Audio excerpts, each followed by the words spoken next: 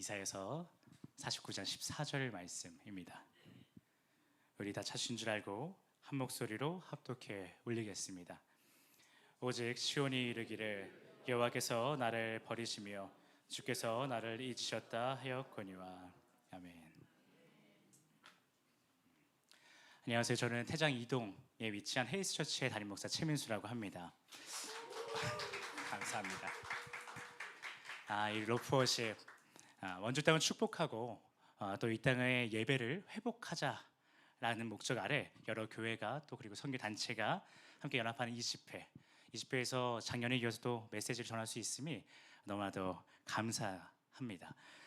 매번 느끼는 것이지만 로프워십에 이렇게 오면요, 이곳에서 보여지는 예배자분들, 여러분들을 보면 하나님을 향한 사랑과 또 한 영혼을 위한 그 애통함이 참 깊다, 참 절실하다라는 것들이 느껴집니다. 그래서 저같이 참 젊은 목회자로서는요, 그런 모습을 볼 때마다 많은 은혜가 되고 많은 도전이 돼요.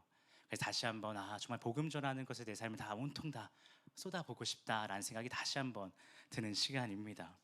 그래서 늘 감사한 마음이에요. 그런데 이처럼 매번 충만한 은혜를 경험하는 이 로프워십이 아까 우리 현지 원사님이 시작 때도 말씀하셨지만 올해를 시작으로 매 해마다 보다 더 집중해야 될 대상들을 선정해서 이 예배 가운데 흘러넘치는 축복과 회복의 메시지, 그리고 더 나아가 기도의 함성을 그들에게 쏟아보려 한다는 이야기를 들었습니다. 그리고 올해는 그 특정 대상을 아까 들으셨나요? 누구였죠? 그렇죠. 여기 또 오늘 많이 왔는데요, 다음 세대들이에요. 저는 이 로프워십의 선택이 너무나도 귀하다라는 생각이 듭니다. 그 이유는 또 어떤 대상을 선정했어도 귀했을 거예요, 그렇죠? 또 한편으로 이 청소년을 대상했다라는 것, 특정했다라는 것에 대해서 묵상해 보면 참 요즘 우리 다음 세대들 복음화율이 거의 바닥을 치고 있다. 저희 때야 뭐 너 하나 교회 다니면 밤마다 우후죽순 막 다 교회 다니는 애들 튀어나오고 수련회 시즌 가면은 다 같이 뭐 수련회 몰려다니고 막 이랬던 것 같은데, 오늘날 다음 세대들은 이 복음화가 거의 눈 씻고 찾아봐도 보기 어렵다라는 얘기를 하죠. 이런 가운데 이 로프워십이 다음 세대를 특정해서 그들을 축복하고 회복하자라고 이야기하는 것은 참으로도 귀하죠. 실제로 제가 이 얘기를 듣고 나서 저 통계 이런 거 막 자료 이런 거 찾아보는 거 좀 좋아하는데요. 청소년들의 종교 관련된 그 실태 조사 통계 자료를 좀 찾아봤어요. 근데 우리가 이미 체감해서 알고 있지만 대한민국의 청소년 복음화율이 정말 바닥치고 있다는 것이 정말 사실이었고, 수치로 보니까 더 강하게 다가오더라고요. 코로나를 직격으로 맞은 현 청소년들의 탈종교와 종교를 떠나는 비율이 얼마나 심각한가, 이거에 대해서 제가 한번 찾아봤었는데요. 나는 종교가 없어요 라고 말하는 친구들이 70%라고 합니다. 요즘 청소년들 가운데 10명 중에 7명은 종교가 없는 거고요. 그러면 나머지 30%는 교회를 다니냐? 그것도 아니죠.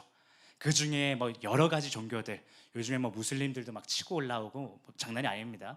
기독교가 언제까지 1등일지 모르겠어요. 위태위태합니다. 어찌되었든 나는 종교가 없어요 라고 말하는 친구들이 무려 70%에 육박했다라는 통계들이 나와 있어요. 더 나아가서 조금 더 우리에게 더 가까운 친구들을 보자면 우리 원주 친구들은 어떨까요? 원주 청소년들 가운데에는 저 교회 다녀요, 저 개신교예요, 뭐 이렇게 말하는 친구들이 몇 명인가 설문조사를 해봤더니 최근 5년 전에는 한 17%가 개신교예요 라고 얘기를 했다고 해요. 그런데 요즘에는 어떤가 하면 한 13%까지 떨어졌다라고 얘기를 합니다. 우리 요즘 눈에 등원 시간들, 한 등교 시간들 보면 청소년들 막 우르르 지나다니잖아요. 그 중에 한 13% 정도만 교회를 다닌다라는 거예요. 그런데 진짜 그럼 23%는 진짜 하나님 잘 믿고 있는 진짜 리얼 크리스찬인가? 한번 통계를 더 들여다봤어요. 그러니까 이렇게 얘기하더라고요. 통계 내는 사람들이 중학생과 고등학생을 좀 나눠요. 그 이유가 중학생은 엄마 아빠의 통제권 안에 아직 있다는 거예요. 그래서 엄마 아빠가 교회 다녀서 그냥 본인도 교회 다니고, 그래서 종교 설문조사를 하면 아무 생각 없이 너무 자연스럽게 기독교 탁 낸다는 거예요. 그래서 청소년들의 이 개신교 비율은 높은 거다라는 얘기를 합니다. 왜냐하면 고등학교 애들을 보면요, 현저하게 다시 떨어지기 때문이에요. 중학교와 고등학교 학생들의 차이가 엄청 크고 그게 부모님의 영향이 매우 크다라고 하는 통계들이 나와 있습니다. 그래서 실제로 원주 안에 있는 청소년들 중에서 정말 많이 쳐주면 한 10%, 정도가 리얼 크리스천, 진짜 하나님 믿는구나라고 할 만한 것이고요. 혹은 그 10%도 안 되는 인원이 하나님을 믿습니다라고 말하고 있다라는 거예요. 또 제가 몇 해 전에, 한 2년 전이었던 것 같은데요, 학교기도 운동이라고 하는 사역을 하시는 어떤 목사님을 만나뵌 적이 있어요. 우리 김윤기 목사님도 다윗세대로 그 귀한 사역을 하고 있는데, 또 다른 지역에서 하고 있는 분을 만났거든요. 근데 그 목사님이 말씀하시기를, 학교에서 진짜 나는 하나님 믿어라고 말할 수 있는 사람, 진짜 학교에서도 나는 크리스찬이라는 것을 당당히 밝힐 수 있는 친구들이 얼마나 될까 궁금한 거예요. 왜냐하면 그런 친구들이 뭘 할 수 있겠어요? 학교 기도 운동들을 끌어나갈 수 있을 테니까. 그래서 한번 조사를 해봤더니 요즘에 한 학급당 한 20명 남짓 정도 된다라고 얘기를 들었어요. 굉장히 적죠. 전 굉장히 적습니다. 그리고 반도 한 10반도 안 된다라고 들었어요. 얼마 전에 제 조카가 중학교를 졸업했는데, 졸업식에 가보니까 졸업생이 다 모여있는데 한 80 몇 명 모였더라고요. 한 학급이 그 정도 되는 거예요. 어쨌든 한 학급에 한 20여 명이 정도 있다는 건데, 그 중에 하나님 나 믿어요라고 말할 수 있는 친구가 얼마나 되냐 봤더니 한 명, 한 명 정도 됩니다라고 얘기를 하더라고요. 사실상 우리나라에 있는 친구들 그 정도로 하나님을 떠나 있다. 정말 엄마가 안 보는 데서, 아빠가 안 보는 데서도 하나님 믿어? 라고 하면 뭐 이슬람이 총을 갖다 댄 것도 아닌데 하나님 안 믿어요 라고 다 말한다라는 거예요. 그 중에 정말 겨우겨우 딱 한 학급에 한 명 있을까 말까로 저는 하나님 믿어요 라고 얘기를 한다는 것이죠. 이런 자료들과 정보를 취합해 보면 설문지가 아닌 진짜 자신의 삶에서 나 하나님 믿어요 라고 말할 수 있는 친구들이 얼마나 되는가, 당당하게 신앙생활을 하는 친구들이 얼마나 되는가 보면 정말 많아야 10%인 거고 한 5% 정도까지도 떨어질 수 있다라고 얘기를 하더라고요. 이런 현실을 보면서 저는 오늘 이 로프워십에 오신 여러분들과 함께 한 가지 질문을 공유해 보고 싶어요. 어떤 질문인가 하면, 여러분과 저처럼 하나님을 믿는다라고 고백하는 이 신앙의 선배들이지 않습니까? 우리가 신앙의 선배들인데, 이 선배들이 다음 세대들의 이 엄청난 탈종교와 70%가 떠나가고 있고요, 10%가 개신교라고 말하고요, 한 학급당 한 명 정도가 겨우 하나님 믿는다고 말하는 이 현상 가운데에서 참 안타깝죠. 안타깝고 걱정된다, 이런 말들은 참 많이 하는데, 이런 말만 하면서 사실상 그들을 바라보고만 있고 방치하고만 있다면, 우리가 훗날에 하나님 앞에 딱 섰을 때 하나님께서 너 뭐 하다 왔니? 라고 말하면, 너 다음 세대들을 위해서 어떤 애를 쓰면서 살아갔니? 라고 말하면 우리가 뭐라고 말할 수 있을까? 이것을 한번 우리가 진지하게 고민해 봤으면 좋겠어요. 심각하잖아요. 여러분의 여기 이제 권사님들, 집사님들 많이 계시는데요, 내 손녀는, 내 손자는 학교에서 크리스찬으로 잘 살 거야 생각하지만 사실 아닐 수 있다는 거예요. 저도요, 옛날에 학교에 다닐 때 사고 많이 쳤는데요, 집에서는, 제가 다닌 교회에서는 영락없는 목사님 아들로 살았어요. 잘 살았어요. 속으시는 걸 수도 있어요, 여러분. 이 심각한 상황에서 정말 우리가 말만 어쩌냐 이런 게 아니라 정말 실질적인 액션이 없이 하나님 앞에 맞춰야 하게 된다면, 그리고 하나님께서 물어보신다면 우리가 뭐라고 말할 수 있겠냐는 거예요. 여러분 앞에 서 있는 이 부족한 저는요, 뭐라고 말할 수 있을지 그 답변이 도저히 떠오르지가 않더라고요. 만약에 제가 정말 이 다음 세대들을 바라보면서 아유 어떡하냐, 김민규 목사님 파이팅 더 하셔야겠네, 우리 황강원 전사님 더 파이팅 하셔서 다윗 세대가 우리 원주를 다 휘어잡으셔야겠네, 뭐 이렇게만 한다면, 그러다가 제가 어느 날 하나님 앞에 딱 가서 너 뭐 하다 왔니? 라고 물어보신다면 입이 10개든 100개든 할 말이 없겠죠. 저는 그렇습니다. 여러분도 어떠신가요? 우리가 한번 고민해 봤으면 좋겠어요. 그런데 또 한편으로 드는 생각은, 이 자리에 계신 분들 중에서 다음 세대를 위해서 축복하자, 우리가 그들의 회복을 위해서 기도하자라고 하는 것이 당장에는 그리 큰 감동으로나 혹은 어떤 도전으로 다가오지 않는 분들도 계실지 모르겠어요. 그럴 수 있잖아요. 그 나쁜 사람 아니에요. 우리 정죄하면 안 됩니다. 그럴 수 있어요. 왜 갑자기 로프워십 청소년들을 선택했다는 거야? 왜 다음 세대야? 갑자기 이러실 수 있잖아요. 실제로 우리 이 예배 때 제가 보면요, 찬양 시간이나 기도 시간에 정말 자신의 삶의 어떤 힘듦 때문에, 가정의 어떤 힘듦 때문에, 다양한 내 삶에 있는 어떤 어려움 때문에 그거 하나님 앞에 가지고 나와서 부르짖고 눈물 흘리시는 분들 참 많이 보거든요. 이 로프워십에서 그런 분들 정말 많이 봐요. 저분이 저렇게까지 기도하시는 분이었어 싶을 정도로 놀라면서 그분들의 모습을 뒤에서 전 지켜볼 때가 많거든요. 이 가운데에는 지금까지 로퍼십 1년 동안 다니시면서 그냥 나의 삶의 어떤 문제들, 그거 해결하고 싶어서, 좀 회복되고 싶어서, 혹은 인내하고 싶어서 이 예배에 나오신 분들도 계시잖아요. 그런데 갑자기 여기서 한윤 전사님이 우리 이제 청소년들을 위해서, 다음 세대를 위해서 축복하고 회복을 위해서 기도합시다 라고 한다고 갑자기 막 불이 막, 하나님 그래요, 내가 꼭 기도해야겠어, 내 사명입니다 라는 생각이 들겠냐라는 거예요. 그렇지 않을 수도 있다라는 생각이 들더라고요. 그리고 왜 이렇게 우리 로프워십 오시는 분들이 울면서 기도할까라는 생각을 또 한 번 해봤을 때는, 이거는 단지 우리 원주라는 땅이 비단 청소년들의 영적 문제만 심각한 게 아니라 여기 있는 한 사람들의 삶의 문제들이 매우 심각하고 고통 가운데 있다라는 것을 보여주는 게 아닐까? 그런데 이런 분들한테 갑자기 여러분의 고민은 잠깐 집어 넣으시고 청소년들을 위해서 갑자기 집중하게 기도합시다 라고 말하는 게 좀, 이게 괜찮을까? 이게 수용이 될까라는 생각이 드는 것이죠. 실제로 우리 원주 땅이 어떤 땅인지 한번 돌아봤으면 좋겠어요. 제가 원주 온 지 한 8년 정도 됐거든요. 그래서 원주 처음에 이제 교회 개척하려고 어떤 동네인지 한번 리서치를 해봤어요. 그리고 최근에 다시 한번 해봤는데요. 여전히 아주 오래전부터 어떤 수치에서 원주 땅은 최상위권에 있냐면요, 강력 범죄율. 강력 범죄율이 강원도에서 일어나는 전체 강력 범죄 중에 35%가 원주 땅에서 일어난대요. 타의 추종을 불허하는 곳인 거예요. 그래서 경찰 지인, 건너 지인이 경찰인데 그분이 경찰들끼리 얘기한대요. 단계동 걸렸다? 야, 죽었다. 나는 죽었다. 야, 어떡하냐? 단계 택지 어떡하냐? 이 얘기 맨날 한다는 거예요. 이혼율, 자살률은 어떨까요? 매우 심각해요. 전국 평균을 훨씬 더 웃도는, 훨씬 상회하는 것이 바로 원주라는 거예요. 한 해에요 750상 정도가 이혼을 하는 것이 이 원주고요. 매년 110명 이상이 자살을 선택하는 것이 바로 이 원주 땅이라는 거예요. 굉장히 많은 비율이에요. 다른 지역은 감히 상상도 못할 비율입니다. 원주가요 이렇게 아픈 곳이에요. 이렇게 아픈 곳이 바로 우리 원주 땅의 민낯인데요. 그런데 이런 가운데에 어떤 분들이 제가 아까 말했던 어떤 강력 범죄나 자살이나 이혼이나 등등 여러 문제들이 여러분들의 삶에 어떤 일들일 수도 있으시잖아요.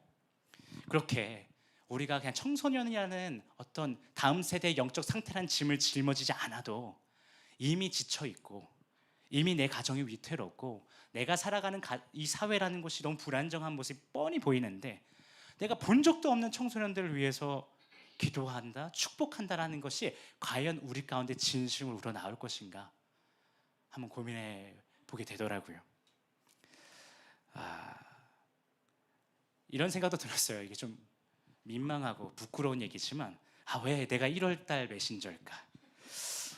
이게 좀 청소년 사역에 특화된 진짜 잘하시는 분들이 계시거든요. 원주 땅에 우리 김영기 목사님도 계시잖아요. 우리 한강원 전사님도 계시잖아요. 또 우리 지금 밤 열심히 석식당 봉사하고 계시는 최은선 목사님도 청소년들을 위해서 얼마나 열심히 사역하십니까? 또 여기 예수전도단 우리 원주지부 대표님도 오셨는데요. 원주지부 다음 세대를 위해서 얼마나 뜨겁게 예배 사역하고 전도 사역을 하십니까? 이런 분들이 딱 1, 2, 3월 달에 든든하게 딱 다음 세대 기도합시다 이런 분위기 딱 만들어 놓고 고조된 상태에서 제가 딱 한 4월쯤에 딱 와가지고 부활절 또 이제 긍휼한 마음들도 다 충만하실 때쯤에 와가지고 여러분 우리 다음 세대를 위해서 기도합시다 하면 좀 뭔가 딱 편할 것 같은데, 부담이 덜할 것 같은데, 첫 번째 타자라니 쉽지 않았다는 마음이 있었어요. 그런데 계속 생각해 보게 되죠. 하나님, 우리 원주 땅에 이렇게 힘든 사람들이 많습니다. 개인도 참 버티기 힘든 곳이 원주고요, 가정이 버티기 힘든 곳이 원주고요. 너무 힘든 곳이에요. 그리고 실제 제가 로퍼십을 봐도 힘들어하는 분들이 참 많이 보여요. 그런데 그분들한테 다음 세대요 고민을 계속 한 것이죠. 근데 여러분, 그러나 이 사랑의 주님께서요, 외면하시는 주님이 아니라 사랑의 주님께서 이러한 이 원주 땅과 우리의 각 사람의 삶의 상황을 아시는데도 불구하고 이 로프워십이라고 하는 이 예배의 세 겹줄을 통해서 다음 세대를 내가 묶어서 끌고 와야겠다, 내 앞으로 인도해야겠다 라고 말씀하신다라면 그 뜻에는 분명한 이유가 있지 않겠어요? 그것에 우리를 부르신 이유가 있지 않겠습니까? 그렇다면 그 이유는 무엇일까요? 참 우리도 힘든데 왜 굳이 또 다른 애들을 위해서 기도해야 될까요? 하나님의 그 뜻은 무엇일까요? 이에 대한 답을 찾기 위해서 금요일 본문을 다시 한번 주목해 보기를 원해요. 여러분, 오늘 본문은요, 아수르 바벨론이라고 하는 그 엄청난 강대국들에 의해서 유다와 이스라엘의 성벽이 완전히 박살이 나버리고 그 구성원들은 뿔뿔이 흩어져서 끌려가 유배지 생활을 하고 있던, 그러면서 각종 수모와 고통과 아픔 가운데 있던 이스라엘 민족들이 하나님 앞에 했던 고백이에요. 하나님 왜 나를 외면하시나요? 하나님 왜 나를 잊으셨나요? 라는 그 고백 말이에요. 아마도 이들은요, 처음에 자신의 성들이 무너졌을 때 크게 당황하고 힘들었을 거예요. 왜냐하면 그들은 어렸을 때부터 신앙교육 받았거든요. 하나님은 만왕의 왕이고 이 세상의 주인이셔서 모든 것을 할 수 있는 분이야. 근데 그분이 누구야? 너네 왕이야, 너의 주인이야 라고 얘기했던 거를 수도 없이 신앙교육을 들어왔어요. 그런데 어느 날 하나님을 안 믿고 하나님 비방하는 저 아수르와 바벨론이 빠바방 치고 들어왔는데 영락없이 그냥 확 무너져 버리는 거예요. 성이 얼마나 당황스럽겠어요. 끌려가는 내내, 유배지로 끌려가는 내내, 포로로 가는 내내 힘들었을 거예요. 당황스러울 거예요. 하나님 뭐죠? 왜 이러죠? 그래도 우리가 배워왔던 게 있는데 생각했겠죠. 언제쯤 그럼 이제 반전이 일어날까요, 주님? 끌려가는데 도착했어요. 안 일어나 반전이. 1년이 지나고 2년이 지나고 계속 시간이 흐르는데도요, 노동 강도만 강해질 뿐 하나님의 반전이 없단 말이에요. 그 가운데서 매우 당황했을 법한 이들이요, 오늘 이렇게 희망을 잃어버리면서 주님 왜 나를 잊으셨습니까? 왜 외면하셨습니까? 고백했다라는 거예요. 그런데 이는 마치요, 오늘날 우리의 인생과 비슷하지 않습니까? 우리는 교회에서 주로 뭘 배워요? 아까 말했던 똑같은 거 배우잖아요. 하나님은 왕이십니다. 하나님은 모든 것의 창조주십니다. 그래서 그 모든 것을 본인의 뜻대로, 그 선하신 뜻대로 인도하시는 분이십니다. 그런데 우리는 그분의 자녀고 그분이 주신 능력과 기쁨으로 살아갈 것입니다. 교회에서 맨날 배워요. 목사님들 맨날 얘기해요. 그런데 여러분의 삶은 어떠세요? 정말 기쁨만 넘치세요? 막 우월한 위치에 있으신가요? 여러분이 가면은 막 사람들이 어이구 오셨습니까? 하십니까? 그런 분들도 몇몇 계시겠지만 대부분 우리의 삶은 그렇지 않단 말이에요. 우리 하나님의 자녀가 됐고 예수 그리스도의 신부가 됐지만 그에 걸맞는 삶인가 보면 나의 삶은 참 보잘것없는 거예요. 그래서 여전히 이 땅에서 해결되지 않는 어떤 문제들과 질문들을 가지고 살아가면서 하루하루 지칠 때가 더 많은 게 사실 우린 거죠. 그러다 한번 은혜 받으면 그 하루 받은 은혜, 그 순간에 받은 은혜로 또 일주일 살아가다가 한 달 살아가다가 또 지치고, 이런 게 우리의 현실이잖아요. 그래서 내가 교회에서 들었고 성경에서 보았던 하나님께서 정말 계시다면 내가 이렇게 살진 않을 것 같은데 왜 이럴까? 혹은 하나님께서 왜 나를 찾아오시지 않으실까? 그래서 심지어 어떤 생각해요? 내가 뭘 잘못했지? 어디서 내가 실수를 했지? 그래서 하나님이 날 벌 주시는 것 같은데, 이런 생각까지 간단 말이에요. 이런 것이 우리가 지금까지 지나왔던 인생들이죠. 오래전 이스라엘 민족이나 오늘날 우리나 교회가 아닌 자신의 삶의 현장에 돌아가면 희망이 보이지 않아서 갑갑함, 답답함을 느끼기는 마찬가지라는 거예요. 그런데 그 고단한 가운데 하나님 당신은 날 왜 버리셨고 왜 나를 잊으셨습니까? 라는 그 신음하는 이스라엘 백성들과 오늘날 우리들의 외침 가운데 하나님은 뭐라고 답하셨을까요? 여러분, 오늘 우리가 읽었던 그 본문, 그 신음하는 소리들, 여러분의 삶에서 수없이 뱉었던 그 신음 소리들, 그 소리 가운데 주님께서는 뭐라고 대답하셨을까요? 이는 금일 본문 그 바로 다음 이사야서 49장 15절부터 17절까지 나와 있는데요. 바로 이 대화 가운데 여러분과 저를 다음 세대를 축복해라, 다음 세대의 회복을 위해서 기도하라 라고 하신 주님의 의도가 담겨져 있어요. 그러니 우리가 다 같이 해당 말씀에 주목해 보므로 여러분과 저를 향하신 주님의 그 의도를 깨닫는 시간이 되기를 예수 그리스도 이름으로 축복합니다. 우리 다 같이 이사야서 49장 15절부터 17절까지 말씀 함께 읽어보도록 하겠습니다. 시작.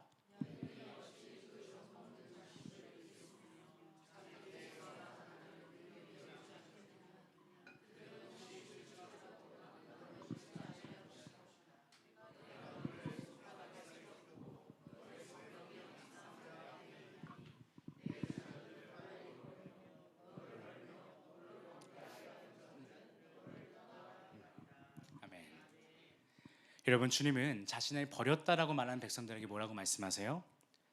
야, 어떤 엄마가 자기 젖먹이 아기를 잊겠니? 라고 얘기하셨잖아요. 우리나라도 마찬가지지만요, 이 당시 이스라엘은요, 엄마와 젖먹이 아이의 관계가 매우 각별했어요. 뭐 너무나도 당연한 말이지만 당연한 말이라서 이렇게 표현하는 거 웃기지만 정말 우리가 상상하는 것 그 이상으로 엄마와 젖먹이 아이의 관계는요 매우 특별해요. 이런 것들을 엿볼 수 있는 포인트 중에 하나가 뭐였냐 하면, 여러분 한나와 사무엘 아시죠? 엄마가 사무엘을 이렇게 보내잖아요. 잘 하나님의 종이 되거라 보내잖아요. 그런데 언제까지 사무엘을 보살피다가 보내는지 아세요? 저때 때까지 젖먹이 아기 그 시기까지는 돌봐요. 한나가 아무렴 하나님 앞에 내가 내놨다고 해도 엄마라면 응당 젖먹이 아이 때까지는. 근데 이게 우리나라랑 조금 다른 개념이 한 4-5살까지도 보거든요. 이때의 기준으로 보면 그 정도까지는 내 품에 껴안고 지극정성 신앙교육도 하고 아끼고 내가 너의 엄마야라고 해서 잘 해줄 수 있는 모든 걸 다 쏟아주는 기간이 이 젖먹이 아이의 기간이에요. 그래서 한나도 이 사무엘이라는 아이를 보낼 때에 그 기간은 최소한 데리고 있다가 보냈다라는 거예요. 이런 것을 통해서 당대 이스라엘 민족이 엄마와 젖먹이 아이의 관계를 얼마나 특별하게 생각하고 있는가를 볼 수 있는 거죠. 굳이 성경에 나올 만큼 중요한 포인트였던 거예요. 그리고 이 관계는요, 단순하게 생각해봐도, 이런 뭐 성경 다 떠나도요, 엄마가 자신의 젖먹이 아이를 잊어버리면 어떻게 되겠습니까? 그 애 어떻게 되는 거예요? 죽는 거예요. 죽음 말고는 이 아이를 기다리는 것이 아무것도 없습니다. 그래서 주님이 말씀하시죠. 하나님이 외면한 이스라엘 백성들, 그리고 오늘날 우리들은 죽음 말고는 기다리고 있는 것이 아무것도 없을 텐데 내가 너희들을 어떻게 버리니? 하나님께서 지금 이 얘기하고 계시는 거잖아요. 심지어 인간은 자신의 젖먹이 아기를 잊어버릴지라도 나는 절대 그러지 않아 라는 것을 주님이 말씀하시는 거예요. 여러분 힘들어하는 거 주님이 안다라는 거예요. 그 신음소리 다 들어왔다라는 거예요. 그런데 내가 그 신음을 어떻게 외면하고 너희들한테 너 말고, 너 힘든 거 말고 딴 애들 축복해 이렇게 하겠냐라는 거예요. 하나님은 절대 그럴 수 없다라고 얘기하시는 거죠. 그리고 더 나아가 이번에는 여러분과 저의 이름을 주님께서 어떻게 하신다라고 좀 전에 쓰여 있었나요? 뭐라고 쓰여 있냐면 여기서는 이렇게 나타나요. 내가 너를 내 손바닥에 새겼다라고 얘기해요. 이게 다른 의미로 보면 우리의 이름을 주님의 손바닥에 새기셨다라는 것과 동일하게 볼 수 있어요. 그런데 당시에 누군가의 몸에 누군가의 이름을 새겼다라는 것은 어떤 상황이나 벌어지는 일일까요? 뭐 이때나 저때나 아무 때나 벌어지는 상황일까요? 저희 딸아이가 맨날 예배 시간에 떠들고 그러면 저희 어머니가 딸아이 몸에다가 이렇게 시계도 그려주고 볼펜으로 반지도 그려주고 막 그러거든요. 그러면서 막 이렇게 막 엄청 화려하게 와요. 막 귀걸이도 하고. 근데 지금 그런 게 아니잖아요. 너희들의 이름을 내 손에 새겼다라는 것이 뭐 그런 게 아니잖아요. 하나님 뭐 졸려가지고 뭐 애들 장난치듯이 이렇게 여러분 이름 새긴 건 아닐 거라는 거예요. 어떤 상황이 벌어졌냐 하면 딱 하나예요. 종에게 주인의 이름을 새길 때만 벌어지는 일인 거예요. 너 누구 건지, 너는 존재 인간도 아니고 그냥 물건처럼 여겨졌죠. 종이. 너는 최민수 거, 너는 뭐 한현지 거, 김윤기 거 썼다는 거예요. 그러면서 또 다른 의미는 또 뭐예요? 너 네 몸에 쓰여 있는 그 이름 잘 봐. 네가 누구를 위해서 일하는 사람인지 잘 봐. 야, 넌 김윤기 거야, 최민수 거야, 한현지 거야, 김춘수 거야 이렇게 써놨다라는 거예요. 그러니까 딴짓하지 말고 이 사람을 위해서 일해. 이런 의미로 쓰는 것이 누군가의 몸에 이름을 새긴다라는 거예요. 그런데 주님은요, 자신의 몸에 우리의 이름을 새기셨다라는 거예요. 만왕의 왕이신 하나님께서 여러분과 저를 고난과 고통 가운데서도 인내할 수 있게 힘을 주시고 더 나아가 그 모든 것으로부터 자유해질 수 있게 하시려고 친히 자신이 우리를 섬기는 자가 되겠다라고, 심지어 우리의 이름을 자신의 손바닥에 새기겠다라고 얘기하고 계시는 거예요. 그렇게 주님은 자신의 손바닥을 볼 때마다요, 손이 얼마나 보기 좋습니까? 이마에 새기면 잘 안 보이죠. 거울 볼 때 아니면 손에 새기면 너무 잘 보여요. 그래서 손에 새겼다라는 거예요. 그래서 그럴 때마다 볼 때마다 시도 때도 없이 나는 이스라엘 무너진 성벽과 너희들의 무너진 삶을 위해서 일할 거야 라고 주님 말씀하시는 거예요. 그래서 주님은 16절에요, 너의 성벽이 내 앞에 있어 라고 얘기한 거예요. 그들의 무너진 성벽, 너희들이 애통해하는 그 이유가 내 앞에 있어. 근데 내 손이 그 성벽을 다시 이렇게 세울 거야. 그거 얘기하신다라는 거예요. 또한 그 모든 것이 이루어지는 주님의 방법을요, 17절에서는 이렇게 얘기합니다. 내 자녀들은 빨리 걸으며 라는 표현을 통해서 자신이 이 모든 것을 이루시는 방법이 어떠한가를 드러내고 계시는 거예요. 여러분, 사랑하는 로프워십 예배자 여러분, 이사야서 49장 17절에 나오는 내 자녀들은 빨리 걸으며 라는 표현에서 자녀들은 이라는 단어에 한번 주목해 보시기 바랍니다. 이는요, 원어로 볼 때 두 가지로 해석할 수 있어요. 여지가 좀 있어요. 근데 먼저는 어떤 식으로 해석할 수 있냐면요, 화면에 보이는 그대로예요. 그냥 그 자녀들로 해석하는 거예요. 이는 자신들을 과부요 자식이 없는 상태라고 표현하면서 내 삶에는 희망이 없습니다라고 말했던 이스라엘 백성들의 소리를 주님께서 들으셨다는 것을 보여주는 거예요. 저 당시 이스라엘 백성들이 맨날 하던 말이 그거예요. 주님, 우리는 과부입니다. 자식이 없습니다. 당시 이 표현은 어떤 의미였냐면 나에게 희망이 없어요, 주님. 이게 맨날 했다라는 거예요. 근데 주님이 뭐라 그래요? 내 자녀들은 빨리 걸으며 돌아올 거라는 거예요. 무슨 말이에요? 나 네 시는 다 들었어. 네 아픔 다 들었어. 얘기해 주시는 거예요. 그래서 희망이라는 것이 너가 잃어버렸다 없다라고 하는 그 희망이 너희 삶에 빨리 충만하게 임할 거야. 걱정하지 마 라고 약속하고 계신다라는 거예요. 그리고 이 자녀들이란 단어는요, 또 다른 의미는 이런 의미로 쓰여져요. 건축가들이라는 의미예요. 그래서 번역본에 따라서는 어떤 성경에는 건축가들이 빨리 돌아온다라는 표현으로 쓰고 있어요.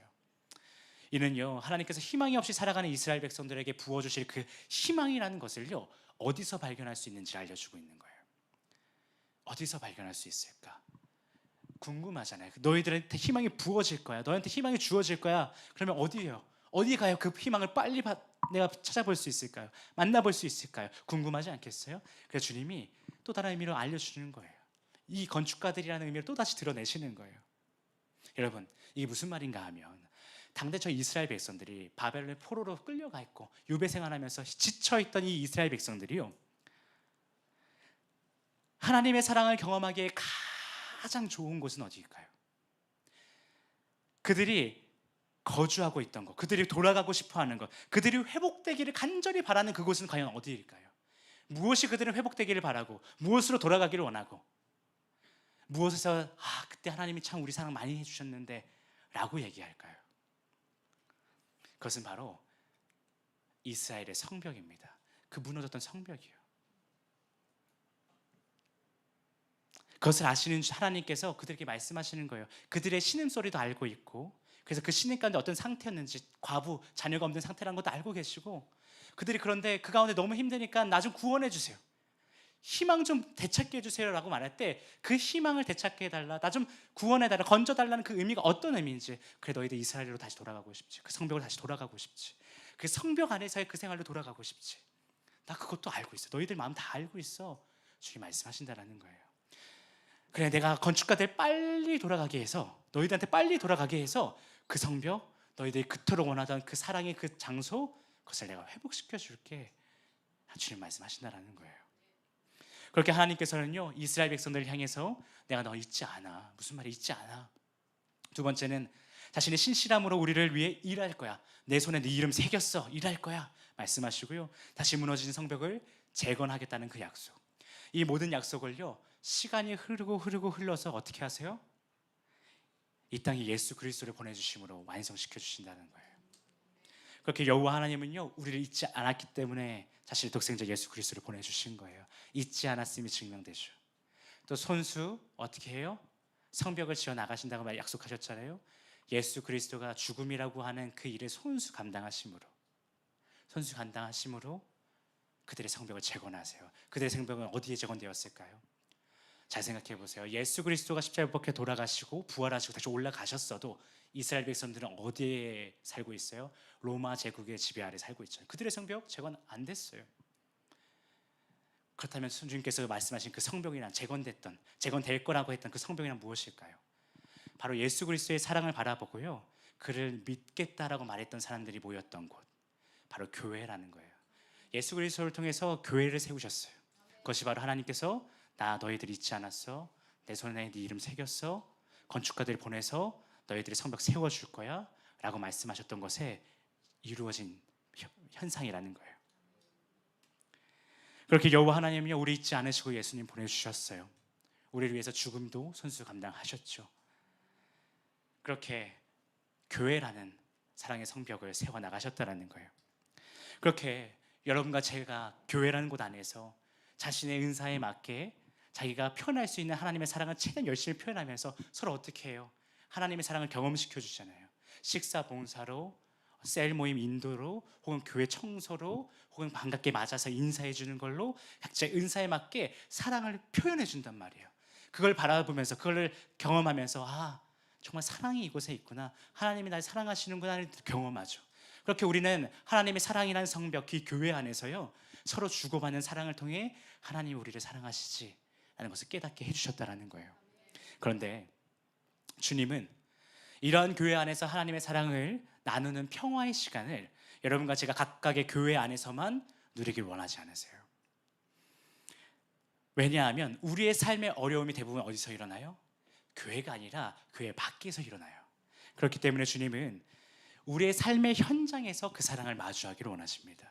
그렇기 때문에 주님은 이 로프워십을 통해서 지난 1년 동안 어떤 작업을 하셨어요? 너네 교회에서 그 사랑을 느끼는 게 아니라 교회가 교회를 만나는 그 자리에서 그 사랑 한번 느껴볼래? 교회와 선교단체가, 여러분 이런 말씀 참 안타깝지만 별로 사이 안 좋다라는 얘기들 많이 하거든요. 서로 조금 애매한 관계라는 얘기들도 해요, 교회에서는. 그러나 우리 얼마나 아름답습니까? 우리 예수전도단, 다윗세대, 선교단체와 우리 많은 교회들이 함께하고 있는 이 자리, 이것을 통해서 이런 사람들은 거기 그 관계는 쉽지 않은 관계라고 말하는 그 관계에서 마저도 하나님의 사랑을 너희들 느껴볼래? 이 로프워십을 통해서 그걸 다 경험시켜줬단 말이에요. 언제요? 1년 동안요. 그리고 더 나아가 2026년 올해부터는요, 교회와 선교단체가 더욱 하나 돼서 이 땅에 있는 각 세대들을 품어서 축복하고 그들의 회복을 부르짖으라고 주님 말씀하신다라는 말 하셨다라는 거예요. 왜요? 그렇게 더 큰 성벽을 짓자라는 거예요. 더 큰 교회를 짓자라는 거예요. 니네 교회만 교회가 아니고 사랑의 성벽이 아니고 이 원주 땅을 하나님의 사랑의 성벽으로, 하나님의 교회로 만들어 버리라는 거예요. 왜요? 그 안에서 너희가 내 사랑을 느꼈으면 좋겠으니까. 그 좁은 교회 말고, 우리 교회 다 좁잖아요. 그렇지 않아요? 100평 이상 되는 교회 여기 아니시잖아요. 그렇죠? 다 이 좁은 교회에서 80평, 이 세상이 얼마나 넓은데 80평에서만 사랑 느끼지 말고 이 원주 땅에서 그거 느껴보라는 거예요. 네가 어딜 가든, 가정에서든 직장에서든 길거리에서든 어디든 말이에요. 결국 주님은 하루하루의 삶에서 고단함을 느끼는 여러분과 저에게 너의 힘듦은 좀 참아내고, 그리스도인들이 뭐야, 참는 거잖아, 힘든 거 견디는 거잖아, 참아내고 더 힘든 사람들, 더 안타까운 청소년들을 위해서 축복하고 기도해라. 너희들 참아라. 여러분 그 말 듣고 싶어요? 솔직한 말로 참고 싶어요? 여러분이 힘들잖아요. 주님 그거 바라는 거 아니에요. 너 참으라고 얘기하시는 거 아니에요. 너 힘든 거 잠깐 옆으로 치워놓고 옆에 안 믿는 친구를 위해서 기도 너 해봤니? 이렇게 주님 말씀하시는 거 아니에요. 여러분과 제가 각 교회뿐만 아니라 이 원주라고 하는 지역 안에서 수많은 사람들과 예수 그리스도의 사랑으로 하나 돼서 그 어디에서나 본질적인 교회, 믿음의 성벽을 세워나가는 것을 목격하며, 그 성벽이 세워지는 것을 목격하며 더 많은 곳에서 더 많은 시간을 여러분을 향한 하나님의 그 사랑을 충만하게 경험하기를 원하기 때문에, 저 청소년들한테도 나의 얘기 좀 해볼래? 그들을 위해서 기도해볼래? 축복해볼래? 조금만 더 가서 그들에게 예수 그리스도 사랑이 뭔지 한번 전해볼래? 거기서 내가 성벽 세울게. 그 순간 내가 그곳에 성벽 세울게. 거기서 내가 널 얼마나 사랑하는지 느끼게 해줄게. 원주에서 땅을 걸어다니면서 청소년들을 보면서 축복해줄래? 죄송해요. 그러면 그 자리에서 사랑의 성벽이 뭔지, 널 향한 내 사랑이 뭔지 내가 알려줄게. 그거 말씀하시고 싶은 거예요. 하나님은 오직 여러분이라는 한 영혼들에게 집중하고 계세요. 너는 말고, 네 힘든 거 말고가 아니고 여러분이 하나님에게 전부고 여러분의 아픔이 하나님에게 전부예요.